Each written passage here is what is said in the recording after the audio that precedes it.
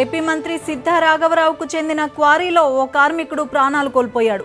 ఈ విషయం బయటపడకుండా కార్మికుడి మృతదేహాన్ని తరలించే ప్రయత్నం చేశారు.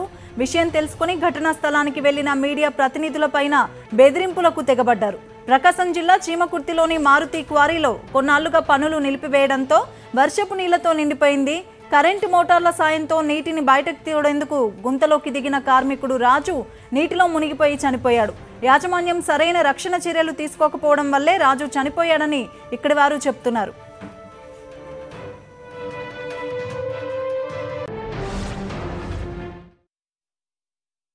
అయితే ఆ క్వారీకి రక్షణ చర్యలు చేపట్టాలి. ఆ క్వారీలో ఎవరు దిక్కకుండా ఉండాలి, లేదంటే చట్ట ప్రకారంగా దాన్ని బూట్ చేయాలి. కానీ అది చేయకుండా నీరు ఉన్నందువల్ల ఇవాళ కార్మికుడు దిగి ఆ నీరుని బయటకు కొట్టే పనిలో చనిపోయాడు. ఇది యాజమాన్యం తప్పిదమే. యాజమాన్యం సరైన రక్షణ చర్యలు చేపట్టకపోయినందువల్ల ఈ కార్మికుడు ఇవాళ బలి కావాల్సిన పరిస్థితి వచ్చింది. వివరాలు మా ఒంగోలు కరెస్పాండెంట్ శ్రీనివాస్ అడిగి తెలుసుకుందాం. శ్రీనివాస్, యాజమాన్యం నిర్లక్ష్యం వల్ల ఇలా జరిగిందని మిగతా కార్మికులంతా చెప్తున్న పరిస్థితి, మరి యాజమాన్యం దీనికి సంబంధించి ఏమైనా చెప్పడం జరిగిందా? అసలు పూర్తిగా ఏం జరిగింది అక్కడ, వివరాలు చెప్పండి.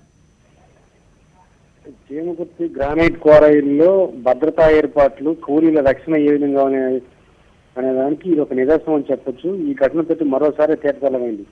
కూలీల పట్ల, ఉన్నటువంటి కార్మికుల పట్ల యాజమాన్యాలు ఏ విధంగా వ్యవహరిస్తున్నాయనే దానికి చనిపోయినటువంటి కూలీ ఉదంతం చెప్పొచ్చు. ఇతను ఒరిస్సాకు చెందిన కార్మికుడు. ఈ మారుతి క్వారీలో గత కొద్ది రోజులుగా పనిచేస్తున్నాడు. అయితే నీటి కుంట బాగా గ్రానైట్ గుంత ఏదైతే ఉందో అందులో నీరు బాగా నిలవ ఉండటంతో ఆయన డంపింగ్ బయటికి తీసేందుకు ప్రయత్నాలు కొనసాగిస్తున్నాయి. ఆ క్రమంలో భాగంగా మోటార్కి సంబంధించిన పంప్ సెట్ ని రిపేర్ రావడం జరిగింది. ఆ ఫుట్బాల్ ని సరిచేసే క్రమంలో నీటి కుంటలోకి నిన్న ఉదయం రాజు దిగినట్టుగా, కార్మికుడు రాజు దిగినట్టుగా తెలుస్తుంది. అయితే దానికి సంబంధించి ఏ విధమైన ముందు జాగ్రత్తలు తీసుకోవడం లేకపోవడంతో ఒకసారిగా లోతైన గుంత కావడంతో అది గమనించిన రాజు అందులోనే మునిగి చనిపోవడం జరిగింది.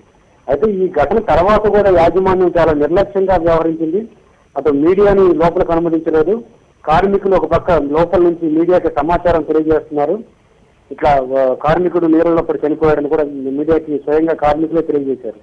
అయితే దాంట్లోకి వెళ్ళడానికి మీడియా మంత్రులను అనుమతించలేదు. పైగా పోలీసులు కూడా చాలా వరకు దాన్ని కప్పిపెట్టే ప్రయత్నం చేశారనే విమర్శలు వచ్చాయి. ఎందుకంటే ఘటన జరిగిన చాలా టైం తర్వాత కూడా అక్కడికి పోలీసులు చేరుకోలేదు. పోలీసులు కూడా మాకు పూర్తి వివరాలు తెలియదు, ఆ ఘటనకు సంబంధించిన సమాచారం లేదన్న తీరులోనే వ్యవహరించారు. మరోపక్క సిబ్బంది కూడా ఎవరైతే ఉన్నారో గ్రాండ్ యాజమాన్యానికి సంబంధించిన సిబ్బంది నిర్బంధంగా మీడియాకి చెప్పిన సమాధానం ఏంటంటే, ఇక్కడ ఎవరు చనిపోలేదు, మీరు అనవసరంగా రాద్ధాంతం చేయొద్దు, ఇక్కడ కొద్ది ఇష్యూ చేయొద్దు, ఇక్కడ అంతా బాగానే ఉందని చెప్పి బయటికి పంపించే ప్రయత్నాలు చేశారు. కానీ కొద్దిసేపటి తర్వాత నిజం బట్టబయలైంది. లోపల ఉన్న నీటి కుట్లటువంటి మృతదేహాన్ని తీసేందుకు గడి ఎట్టగాలని తెప్పించి మరి అక్కడి నుంచి రాజు మృతదేహాన్ని కూలి ఏదైతే రాజు మృతదేహాన్ని బయటకు తీసేస్తారు. ఓకే శ్రీనివాస్.